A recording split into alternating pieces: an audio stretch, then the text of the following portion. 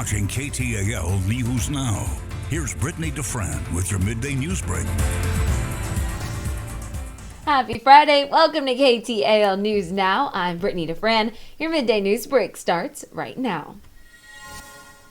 We're kicking things off with a safety matters topic here as new research reveals an alarming amount of meth in Shreveport's wastewater. The data was collected by LSU Health Shreveport's Addiction Research Center using two different laboratories. Now, the results show that meth in Shreveport's wastewater doubled compared to what has been reported anywhere else in the U.S. When somebody uses methamphetamine, it's eliminated from their body and it's flushed and it ends up in the wastewater. So, I mean, it comes from people. It's eliminated out of their bodies.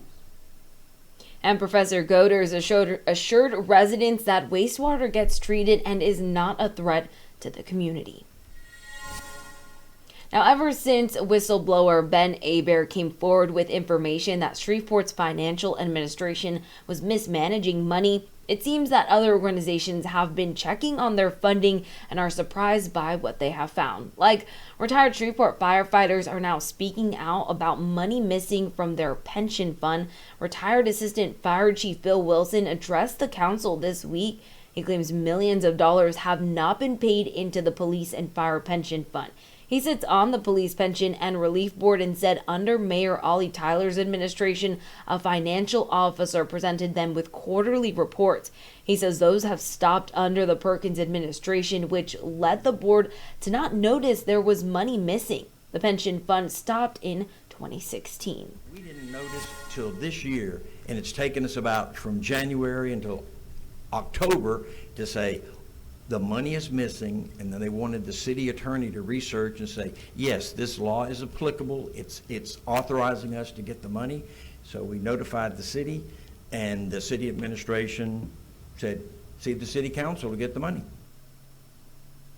And Council James Green told Wilson the board was responsible for monitoring the pension payments, which ended before this current council was elected and before Mayor Perkins took office. Green says the council will fix the problem but called the board negligent. The city of Shreveport says the finance department is investigating why the payment stopped in the first place. And NBC6 is your local election headquarters, and on election night, the race for Shreveport City Council District B ended in what appeared to be an incorrect second-place tie. Gary Brooks received the highest number of votes with 40% of the vote. Caddo Parish Clerk of Court Mike Spence says what at one point appeared to be a tie between two candidates, Mavis Thigpen and James Carsonson, caused a bit of a glitch by machines. Now, Thigpen received 58 more votes and will be heading off to the runoff in December. It's Friday, and this weekend is your last chance to experience all Louisiana State Fair has to offer. Fairgoers will not be disappointed by the variety of events to see. There will be artists like Frank Foster as well as Elvis impersonators. All right, that's fun to see. There will also be fun events like cornhole competitions as well as some food trucks, and there's no shortage of family-focused attractions, carnival rides, shows, and food. We love the food. Now, today will be open until 3 p.m. and gate admission as well as parking will be free, so make sure you get in all those last-minute thrill-seeking before it closes for the year. This is going to lead us to our question of the day. All right, going to give you a moment to take down this QR code you see right here on your screen. With the fair closing this week, we thought it was only right to engage with you on this question today. What is your favorite part about going to the state fair? So it looks like the options are food, entertainment, games and prizes, or the rides. So far, food is winning, and I am right there with you guys. I'm going to the fair for the food.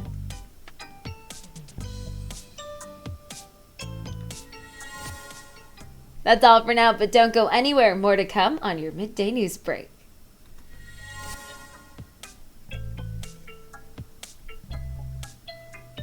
Welcome back to KTAL News Now. I'm Brittany DeFran. More on your midday news break starting right now. Let's start with the beautiful sounds of this story and how veterans have discovered music is changing their lives. Music is making a difference for some veterans across the U.S. with Guitar for Vets, a nonprofit offering music therapy to veterans through guitar lessons. The program is new in Shreveport and is held at the American Legion Post 14. In order to attend, veterans must be recommended by a mental health professional or the VA. Organizers say guitar lessons offer vets hope as well as peace of mind. And as long as we find out the person has a PTSD diagnosis, some type of anxiety like that, we'll put them through the program and they get 10 free lessons. And after the 10 lessons, they will get a brand new guitar. The program runs on donations, and if you'd like to help, you can find their booth this weekend at VetFest. And the story of Emmett Till and his mother's fight for justice after his murder made it to the big screen with the help of a Louisiana filmmaker.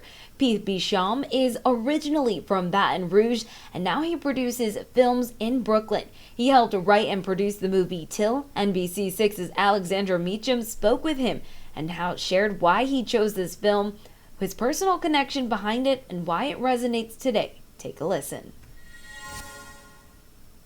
The story of Emmett Till is now told in history books, but what it took to get there is laid out in the MGM production called Till. Emmett Till was a 14-year-old black boy from Chicago who went to visit his family in Money, Mississippi in 1955. During a stop for candy at the local grocery store, he was accused of whistling at a white woman. That night, her husband and others busted into Till's family home,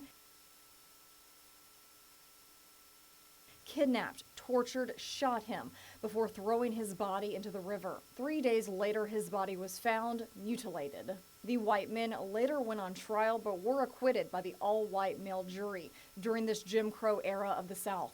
And although Emmett suffered an horrific death, he didn't die in vain. Emmett Till's murder became the catalyst that sparked the American Civil Rights Movement.